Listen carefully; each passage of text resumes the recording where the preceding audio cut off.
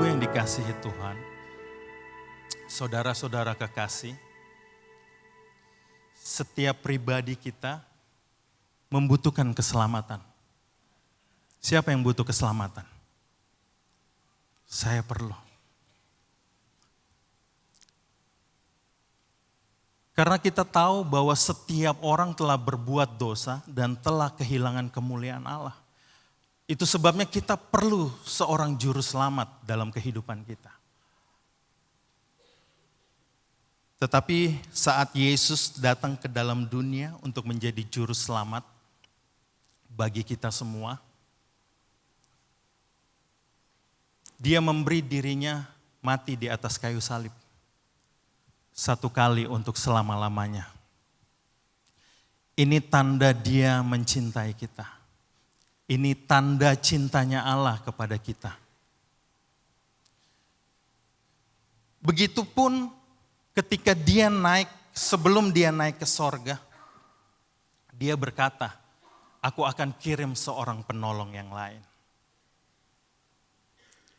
Kita semua tahu beberapa minggu dari awal tahun, Bapak Gembala, Bapak Wakil Gembala, dan rekan-rekan hamba Tuhan yang lain sudah menyampaikan apa itu Roh Kudus. Bagaimana caranya kita dipenuhi Roh Kudus. Kenapa kita harus penuh Roh Kudus hari-hari ini. Setiap kita butuh keselamatan. Begitupun setiap kita butuh Roh Kudus dalam kehidupan kita.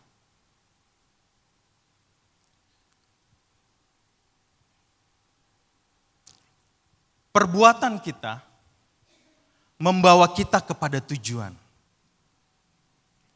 Jadi kalau kita berbuat sesuai dengan firman Tuhan, kita tahu tujuannya kemana. Tetapi kalau kita berbuat sesuatu yang tidak sesuai dengan firman Tuhan, kita tahu tujuannya kemana. Jadi setiap perbuatan kita membawa kita kepada tujuan kita. Saat Yesus berjanji mengirim seorang penolong, Dia memberikan sesuatu yang dahsyat.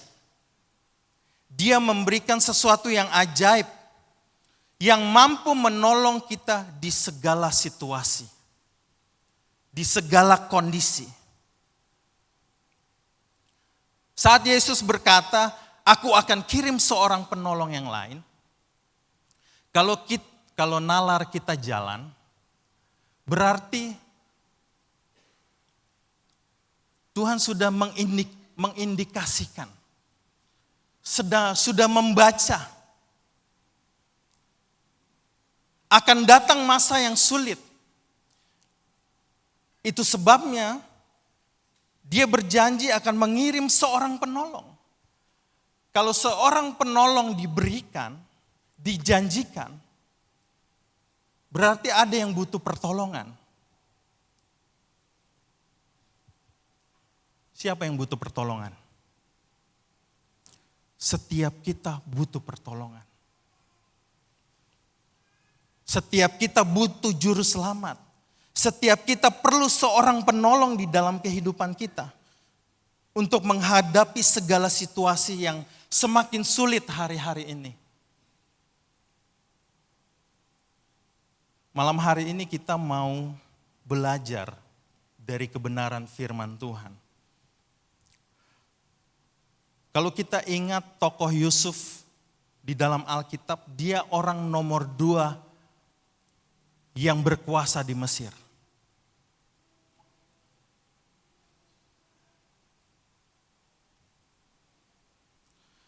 Kalau kita lihat kenapa Yusuf seorang Ibrani, seorang Israel bisa menjadi seorang pemimpin di Mesir pada saat itu. Apa yang bisa membuat dia ke tahap seperti itu? Bukan hal yang mudah. Dia bisa sampai ke, kalau dibilang di dalam firman Tuhan, sebagai mangku bumi. Orang yang berkuasa pada masa itu, di zamannya dia. Dia harus mengalami satu proses, nanti kita akan belajar prosesnya Yusuf seperti apa.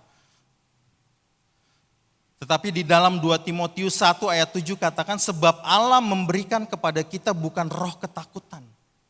Amin. Melainkan roh yang membangkitkan kekuatan, kasih dan ketertiban. Sama-sama saya undang kita semua bangkit berdiri, kita baca di dalam Kejadian 41 ayat 38. Ini ayat pokok kita. Kejadian 41 ayat 38. Kita baca dalam hitungan ketiga. Sudah dapat? Amin. Amin.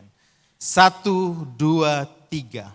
Lalu berkatalah Firaun kepada para pegawainya, mungkinkah kita mendapat orang seperti ini, seorang yang penuh dengan roh Allah? Amin. Silakan duduk.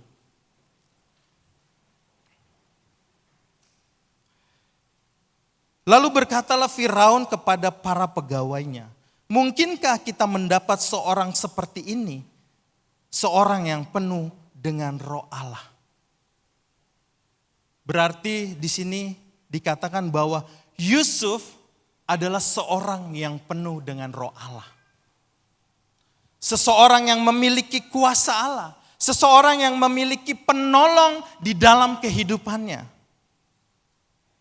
Itu Yusuf.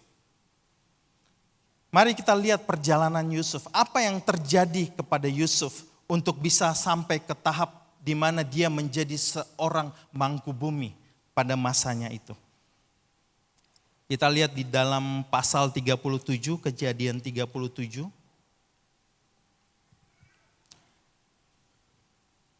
Yusuf seorang yang penuh roh Allah. Roh Allah menjadikan atau memampukan Yusuf bisa mengatasi situasi dan kondisi yang paling sulit di dalam kehidupannya.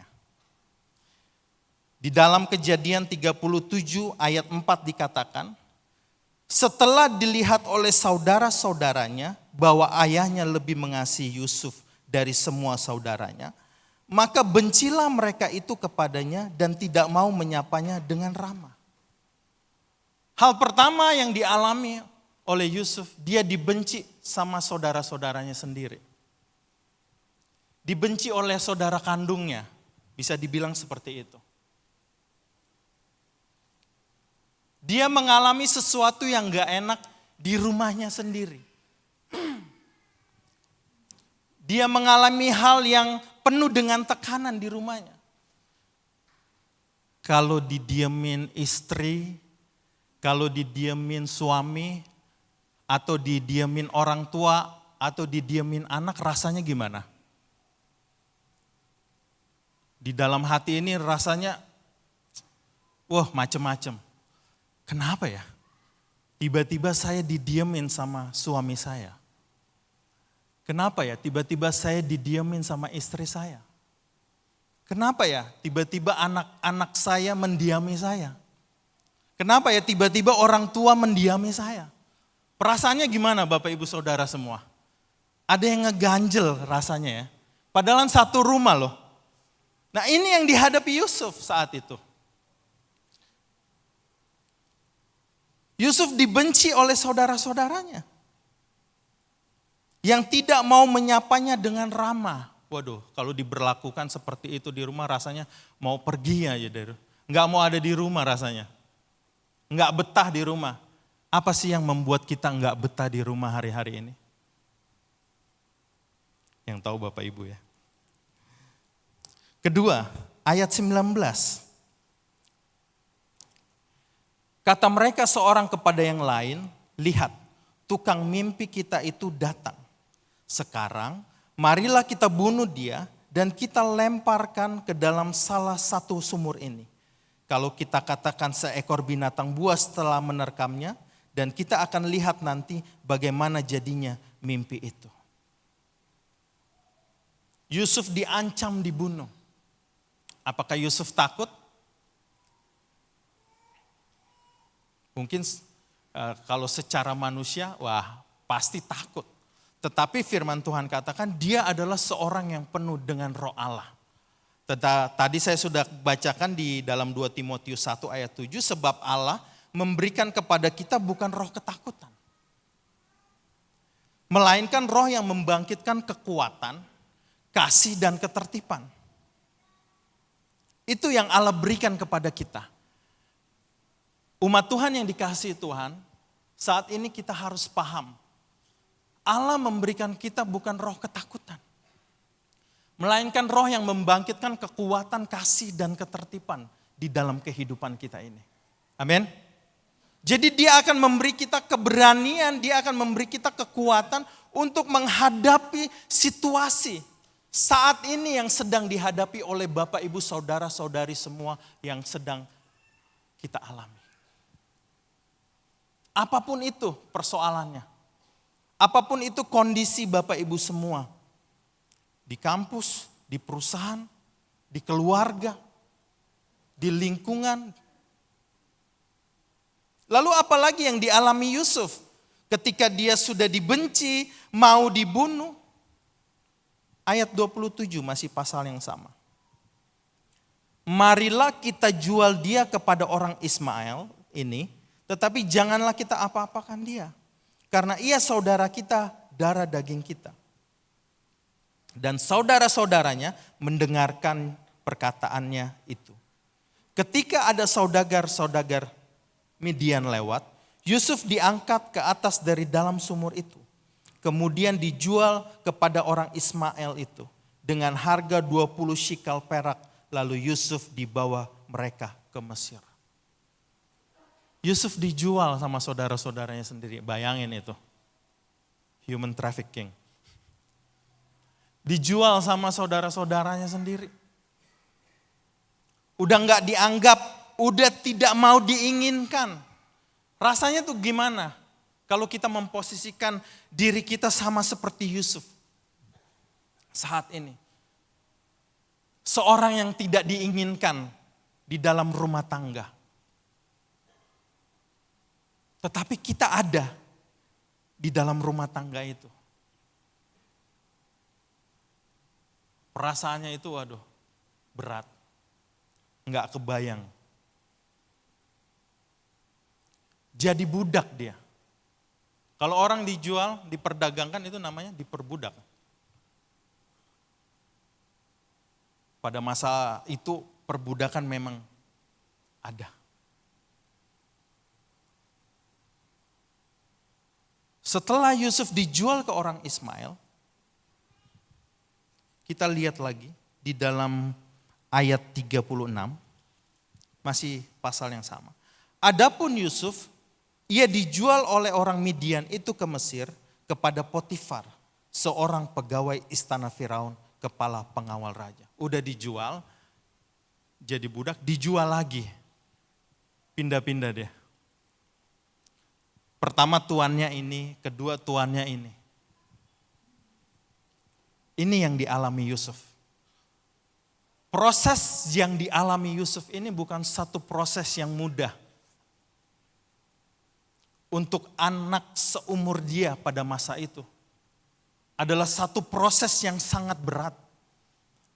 Yusuf adalah orang-orang yang, dia adalah seorang yang muda di antara saudara-saudaranya.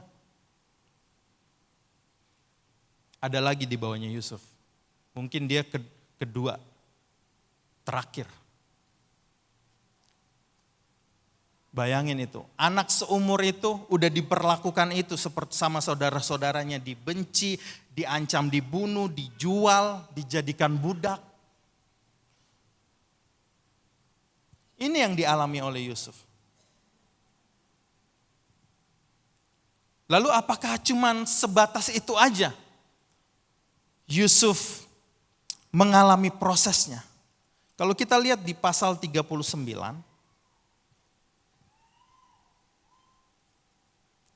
ayat 5,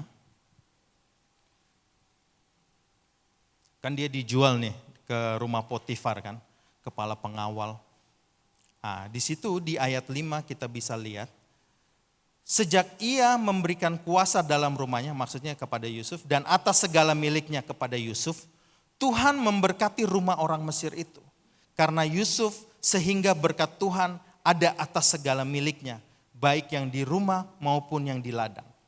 Segala miliknya diserahkan kepada kekuasaan Yusuf. Dan dengan bantuan Yusuf, ia tidak usah lagi mengatur apa-apapun selain dari makannya sendiri.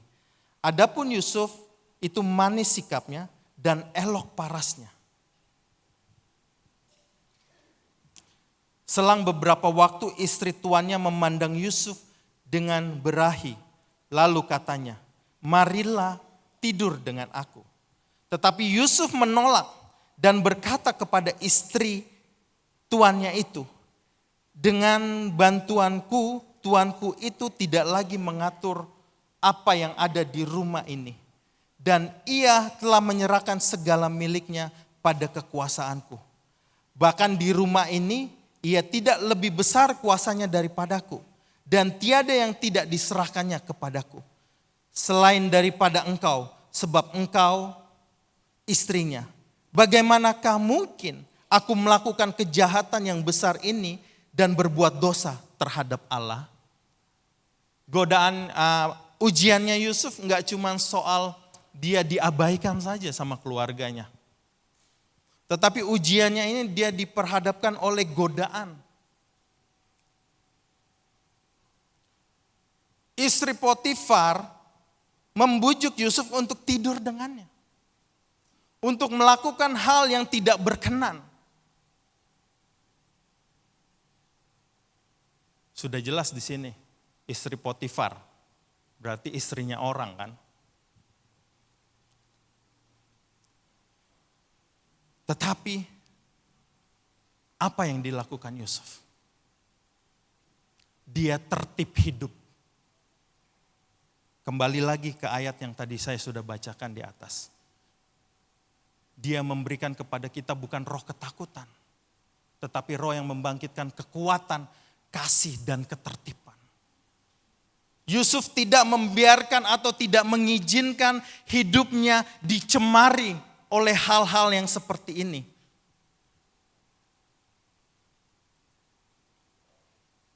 Istri Potifar berusaha untuk menggoda Yusuf. Tetapi Yusuf bisa berkata, bagaimanakah mungkin aku melakukan kejahatan yang besar ini dan berbuat dosa terhadap Allah. Amin. Ini yang dilakukan Yusuf. Dia katakan tidak pada dosa. Dia katakan tidak pada hal-hal yang tidak berkenan kepada Allah. Jadi sebagai orang-orang percaya, malam hari ini juga saya mau berkata kepada rekan-rekan pemuda, adik-adik remaja, kalau ada godaan datang seperti ini ke kehidupan kita, katakan tidak pada dosa itu. Kita harus tertib hidup di dalam kehidupan kita ini. Kita harus melakukan apa yang firman Tuhan katakan dalam kehidupan kita ini. Kita bisa menolak karena ada roh Allah yang memimpin hati dan pikiran kita. Mengingatkan kita akan setiap firman yang sudah kita dengar. Haleluya. Ada firman Tuhan berkata yang sudah disampaikan oleh hamba-hamba Tuhan dari tempat ini. Bertahun-tahun, berpuluh-puluh tahun. Itu adalah perkataan Allah. Itu adalah firman Allah yang dikatakan. Oleh sebab itu dengarkanlah suara firman Tuhan ini. Jangan mau kita jatuh ke dalam dosa. Godaannya enggak cuma tentang ini aja. Bapak-bapak yang di kantor.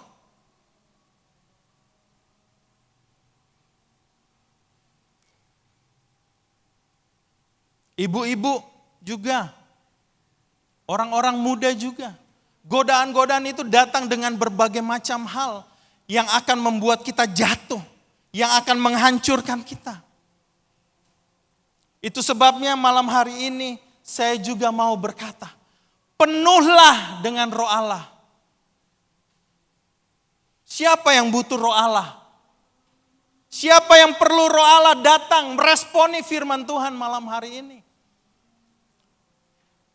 Responi firman Tuhan malam hari ini. Katakan kepada Tuhan, saya perlu Roh Allah. Katakan kepada Tuhan malam hari itu saya Tuhan. Saya butuh juru selamat, saya butuh seorang penolong itu. Karena saya tidak mampu, saya tidak kuat dengan kekuatan saya sendiri. Kita tahu kelemahan kita di mana, Bapak Ibu Saudara, saudari semua. Kita tahu kelemahan kita di mana. Jangan jatuh di lubang yang sama. Tinggalkan itu, pergi dan jangan berbuat dosa lagi. Amin. Haleluya. Apakah cuma sampai digoda? Yusuf yang dialami dia? Tidak. Ayat 13. Ketika dilihat perempuan itu, bahwa Yusuf meninggalkan bajunya dalam tangannya dan telah lari keluar, dipanggilnyalah seisi rumah itu, lalu katanya kepada mereka, lihat, dibawanya kemari seorang Ibrani supaya orang ini dapat mempermainkan kita. Orang ini mendekati aku untuk tidur dengan aku. Ini istrinya Potifar ngomong seperti ini. Tetapi aku berteriak-teriak dengan suara keras. Dan ketika didengarnya bahwa aku berteriak sekeras-kerasnya, ditinggalkannya lah bajunya padaku. Lalu ia lari keluar. Juga ditaruhnya baju Yusuf itu di sisinya sampai tuan rumah pulang. Perkataan ini juga lah yang diceritakan perempuan ini kepada Potifar. Katanya, hambamu orang Ibrani yang kau bawa kemari itu datang kepadaku untuk mempermainkan aku. Tetapi ketika aku berteriak sekeras-kerasnya, ditinggalkannya bajunya padaku. Lalu ia lari keluar. Baru saja didengar oleh tuannya perkataan yang diceritakan istrinya kepadanya. Begitulah aku diperlakukan oleh hambamu itu. Maka bangkitlah amarahnya. Yusuf difitnah, singkat ceritanya. Panjang ya bacanya. Simpulinnya, Yusuf difitnah. Bukan hanya dia digoda, enggak mempan sama dia, sama Yusuf. Tetapi dia juga difitnah. Dikatakan hal yang bukan dia tidak dia lakukan.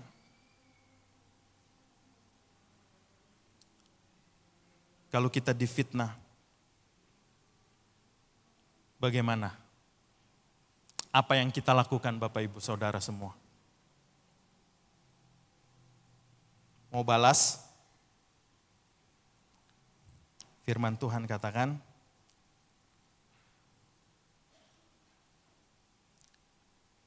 izinkan dia yang berperang ganti kita. Haleluya. Izinkan Tuhan yang berperang ganti kita. Yusuf mengalami hal yang gak enak, dibenci, diancam, dijual, digoda, difitnah, apalagi? Ayat 20 katakan, lalu Yusuf ditangkap oleh tuannya dan dimasukkan ke dalam penjara, tempat tahanan raja dikurung. Demikianlah Yusuf dipenjarakan di sana. Hidupnya hancur, hidupnya hal-hal yang gak enak setiap tahun, setiap bulan datang ke kehidupannya. Baru mulai enak-enak bekerja, sudah digoda. Habis itu difitnah, dimasukin penjara lagi. Istilah orang sekarang udah jatuh ketiban tangga, double. Enggak enak hidupnya. Ini yang dialami Yusuf pada masanya, pada waktu itu. Apakah ini membuat Yusuf menyerah? Tidak. Dikatakan di dalam, masih di pasal 39 ayat 21 sampai 23 katakan, tetapi Tuhan menyertai Yusuf dan melimpahkan kasih setianya kepadanya dan membuat Yusuf kesayangan bagi kepala penjara itu. Sebab itu kepala penjara mempercayakan semua tahanan dalam penjara itu kepada Yusuf.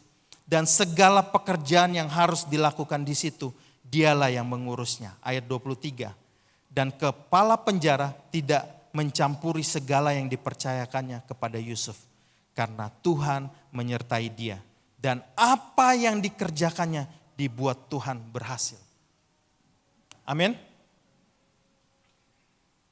Tuhan tahu siapa kita. Dikatakan di sini, padahal Yusuf udah masuk penjara. Kalau masuk penjara berarti buat satu kesalahan. Tetapi di sini yang menilai Tuhan siapa yang salah. Lalu Yusuf ditangkap oleh tuannya dan dimasukkan ke dalam penjara. Ayat 21. Tetapi Tuhan menyertai Yusuf dan melimpahkan kasih setianya. Tuhan tahu mau berpihak kepada siapa. Haleluya. Tuhan tahu mau berpihak kepada siapa. Kalau kita benar di hadapan Tuhan, tidak perlu takut. Karena Allah di pihak kita. Siapakah lawan kita? Tidak ada. Lagu sekolah minggu katakan. Amin. Ternyata lagu sekolah minggu dari firman Tuhan ya. Perkataan yang dahsyat. Perkataan yang hidup. Firman Tuhan itu. Jadi di dalam penjara pun Yusuf enggak menyerah. Dia diberikan kepercayaan. Dia tetap produktif di dalam penjara. Jadi mungkin saat ini mungkin kita dalam penjara kesusahan. Dalam penjara hal-hal yang gak enak. Tetapi jangan izinkan kita lemah, enggak berbuat sesuatu. Tetapi Yusuf dikatakan dia tetap produktif. Walaupun dia dalam tahanan, amin. Kita harus berkata kepada diri kita. Kita harus tetap melakukan sesuatu. Walaupun kita sedang mengalami masa-masa yang gak enak di dalam kehidupan kita ini. Karena apa? Allah memberikan kepada kita bukan roh ketakutan. Amin. Melainkan roh yang membangkitkan kekuatan. Yang memampukan kita. Itu roh Allah. Haleluya Bapak Ibu Saudara semua. Amin. Percayalah, di dalam kesesakan pun kita bisa produktif. Di dalam kesesakan pun kita bisa menghasilkan sesuatu. Kita kerjakan sesuatu. Itu yang dilakukan Yusuf.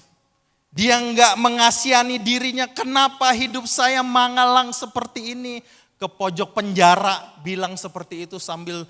Kalau kita suka nonton film-film, orang yang di penjara pasti selalu ditemukan mereka ada di pojok penjara sedang sedang merangkul kakinya dua-duanya begini. Terus bilang, kenapa? Tetapi Yusuf mengalahkan itu. Yusuf tidak melakukan seperti itu. Dia tetap produktif di dalam penjara pun. Melakukan hal-hal yang luar biasa, bayangin. Seorang tahanan bisa ngatur semua tahanan. Itu gimana ya? Itu yang terjadi. Karena apa?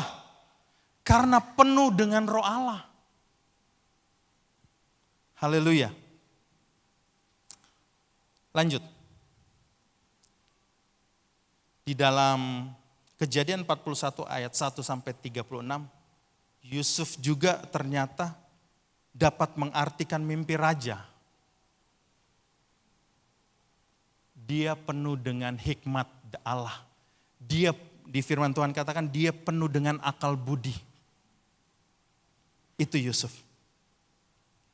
Tiba saatnya sampai di mana Yusuf menjadi penguasa di Mesir. Kejadian 41 ayat 38 sampai 44 katakan. Lalu berkatalah Firaun kepada para pegawainya, mungkinkah kita mendapat seorang seperti ini? Seorang yang penuh dengan roh Allah. Kata Firaun kepada Yusuf, oleh karena Allah telah memberitahukan semuanya ini kepadamu, tidaklah ada orang yang demikian berakal budi. Nah ini dia orang yang penuh dengan roh Allah. Berakal budi dan bijaksana seperti engkau. Engkaulah menjadi kuasa atas istanaku dan kepada perintahmu seluruh rakyatku akan taat. Hanya tahta inilah kelebihanku daripadamu. Selanjutnya Firaun berkata kepada Yusuf, dengan ini Aku melantik kau menjadi kuasa atas seluruh tanah Mesir.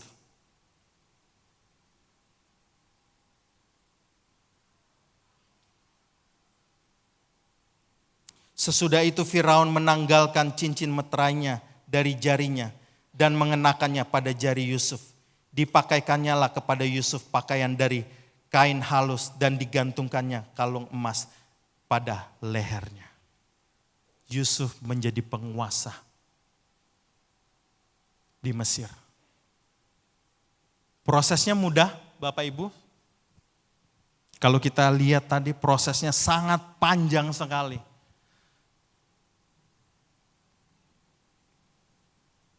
Proses yang harus dialami Yusuf itu sangat sakit sekali. Mulai dari keluarga, mulai dari tempat dia bekerja.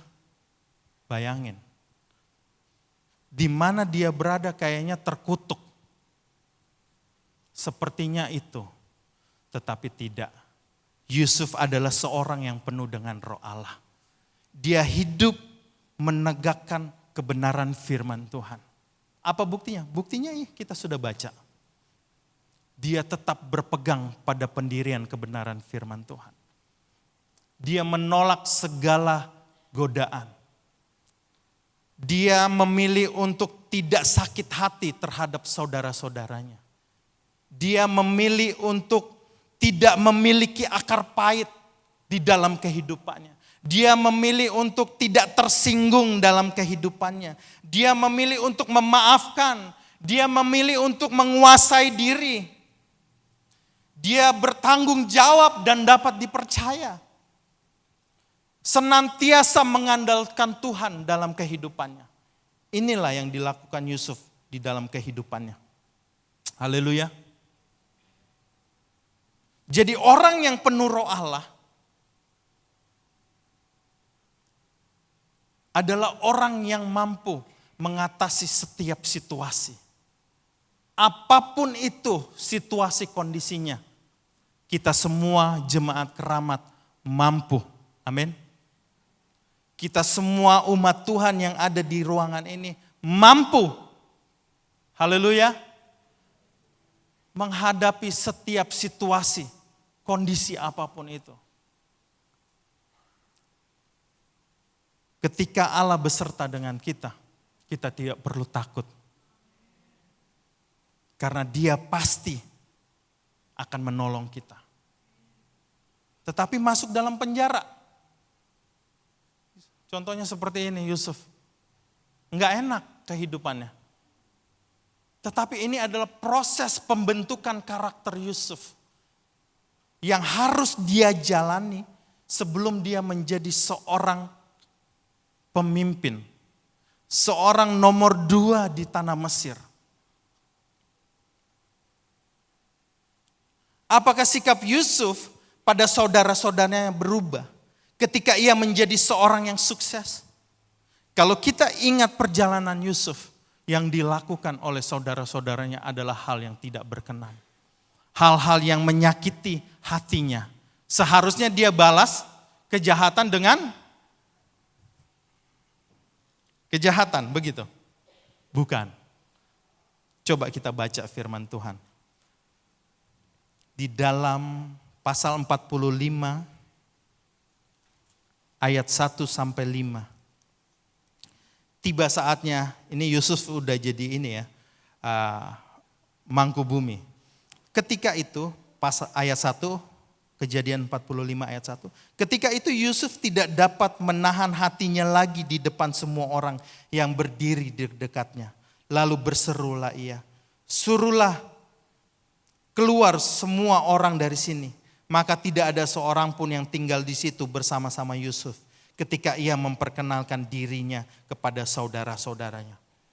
Setelah itu menangislah ia keras-keras. Bukan marah-marah. Bukan bersikap yang tidak baik, tetapi dia menangis sehingga kedengaran kepada orang Mesir dan kepada seisi istana Firaun.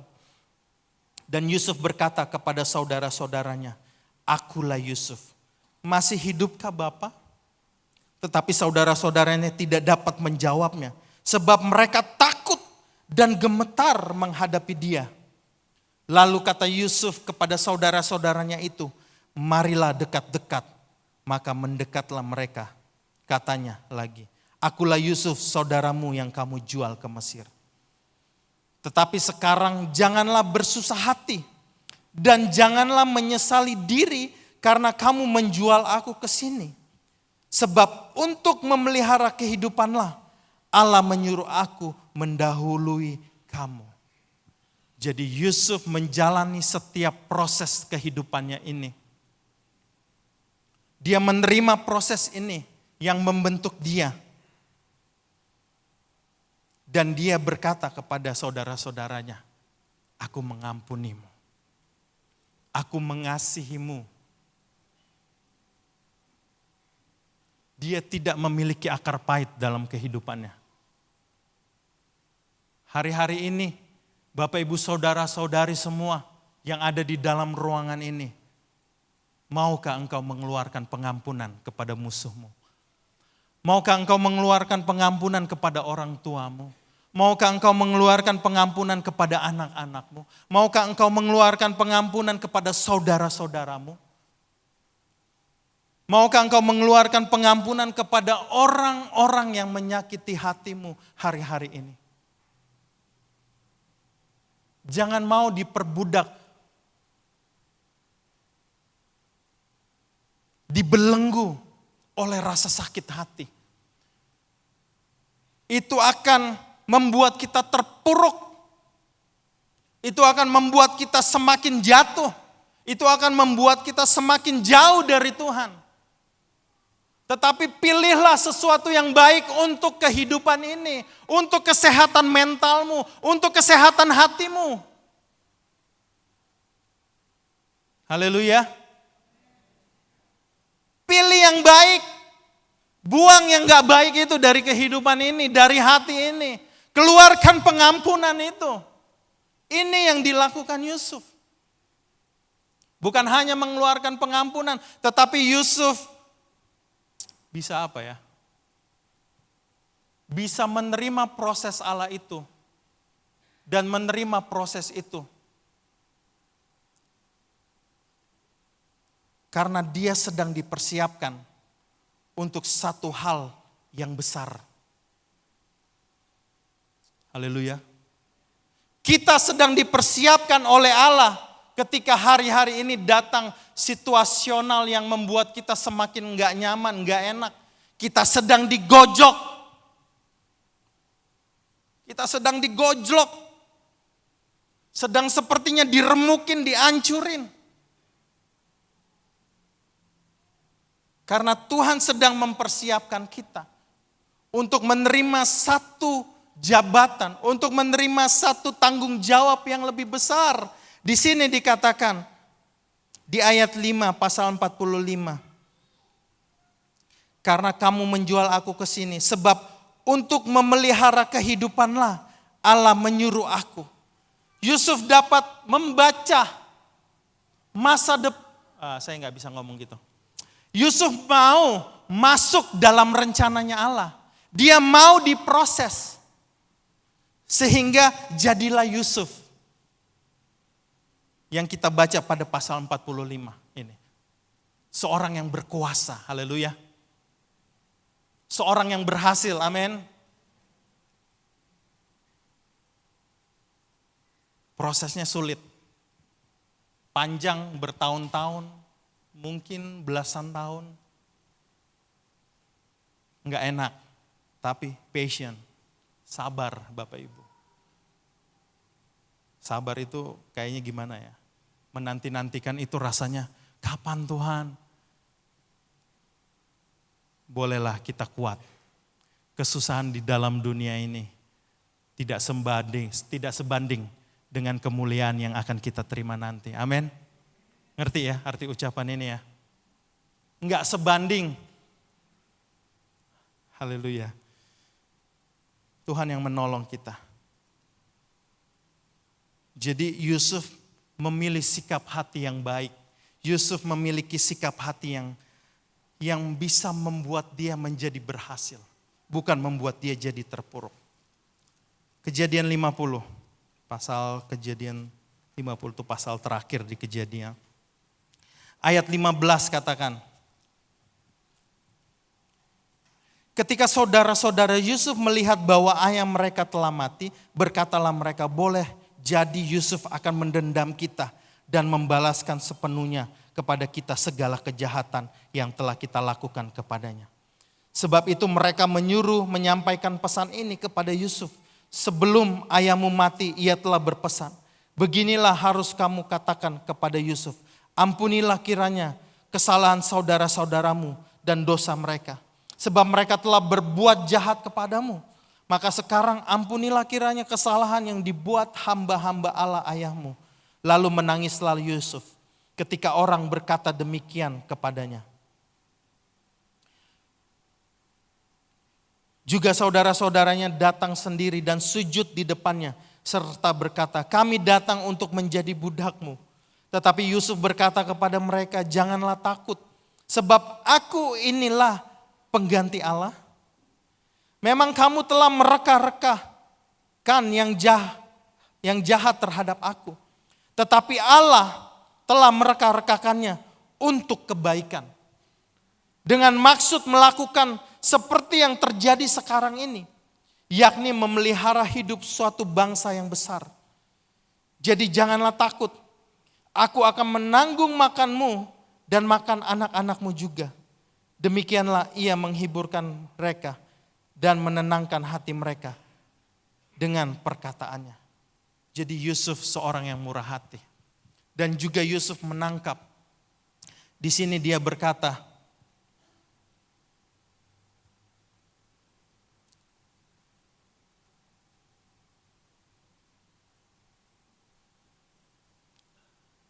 tetapi Allah telah mereka-rekakannya untuk kebaikan dengan maksud melakukan seperti yang terjadi sekarang ini.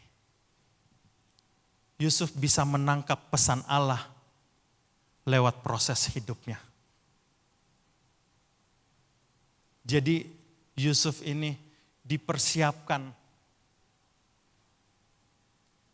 Saat dipersiapkan itu prosesnya enggak main-main ya Bapak Ibu. Sakit. Enggak enak. Tetapi Yusuf dapat menangkap pesan Allah ini lewat setiap kejadian yang terjadi dalam kehidupannya. Untuk memelihara satu bangsa yang besar. Kalau kita ingat bahwa bangsa Israel berkembang dengan luar biasa di Mesir pada masa itu. Jutaan orang. Ini maksudnya. Waktu masa kelaparan datang, Tuhan sudah mempersiapkan Yusuf. Waktu masa kesusahan datang, Tuhan sudah mempersiapkan Yusuf untuk keluarga ini. Ternyata ada maksud dan rencana Tuhan di balik setiap persoalan, pencobaan, kesusahan yang kita alami hari-hari ini. Amin. Puji Tuhan. Orang yang penuh roh Allah memiliki karakter seperti Yusuf. Tulus. Orang yang giat dan pekerja keras, tidak mudah tersinggung, memaafkan, mengampuni, memiliki penguasaan diri, bertanggung jawab dan dapat dipercaya, tidak liar hidupnya, senantiasa mengandalkan Tuhan dalam hidupnya. Yusuf dapat melewati setiap proses. Kalau kita melihat Yusuf, dia adalah seorang sosok yang sempurna. Benar gak sih? Kita ngelihat nih orang sempurna banget. Ketika dia disakiti, dia nggak balas. Dia mengampuni, dia mengasihi, bahkan dia kasih makan minum saudara-saudaranya. Disuruh tinggal juga di Mesir sama-sama, nggak perlu takut kelaparan. Waduh, luar biasa. Sosok yang sempurna. Luar biasa.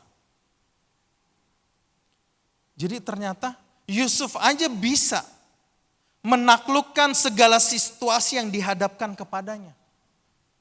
Begitupun kita Bapak Ibu semua. Amin. Kita pun bisa menaklukkan semua situasi yang diperhadapkan kepada kita. Kalau Yusuf bisa, kita pun bisa. Berarti kita bisa menjadi gereja yang sempurna. Amin. Bisa menjadi gereja yang sempurna. Utamakan Allah, mempertahankan kebenaran, rela mengorbankan diri daripada tidak taat pada firman Tuhan. Ujung-ujungnya selamat dan berhasil. Haleluya. Puji Tuhan.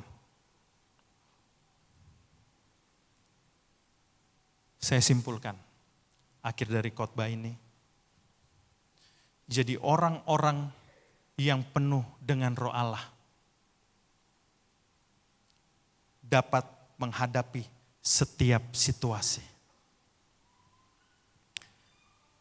Kedua, melihat masalah sebagai proses.